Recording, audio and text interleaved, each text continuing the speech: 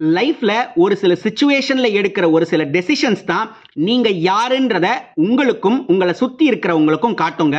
இதை ஒரு எக்ஸாம்பிளோட பார்த்துருவோம். அதுக்கு முன்னாடி welcome to behind books and நான் உங்க மகேஷ்குமார் அண்ட் நீங்க பார்த்துக்கிட்டு இருக்கிற இந்த series random content from the random books episode 22. Imagine நீங்க ஒரு பஸ் ஸ்டாண்ட்ல நின்றுகிட்டு இருக்கீங்க ஒரு பஸ்ஸுக்காக. அந்த பஸ்ஸும் வருது, ஆனா அந்த ஸ்டாப்ல நிக்காம கொஞ்சம் தூரம் தள்ளி போய் நிக்குது. ஒரு சாதாரண பர்சனா இருந்தா என்ன பண்ணுவாங்க? ஓடி போய் ஏறுவாங்க, இல்ல அடுத்த பஸ்ஸுக்காக வெயிட் பண்ணுவாங்க.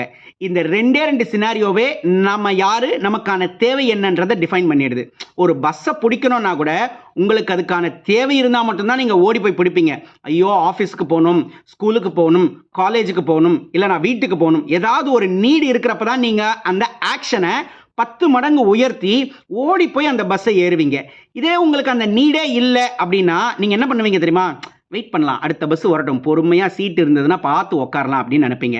ஸோ லைஃப்லையும் ஒரு சில சேலஞ்சஸ் வர்றப்ப அதை நீடு இல்லாத நேரத்தில் நீங்கள் பெருசாக ஆக்ஷனே எடுக்க மாட்டீங்க.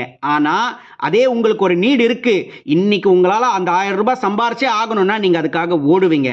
ஸோ இனிமே நீங்கள் உங்கள் லைஃப்பில் நான் ஜெயிக்கலை அப்படின்னு நீங்கள் நினச்சிங்கன்னா ஒரு 2 நிமிஷம் உட்காந்து யோசிச்சு பாருங்க. நான் அதற்கான ஆக்ஷனை தான் எடுத்துக்கிட்டு இருக்கேனா, இல்லை ஆக்ஷன் எடுக்காம அடுத்த பஸ் வரும்னு வெயிட் பண்ணிட்டு இருக்கேனா அப்படின்னு சொல்லிட்டு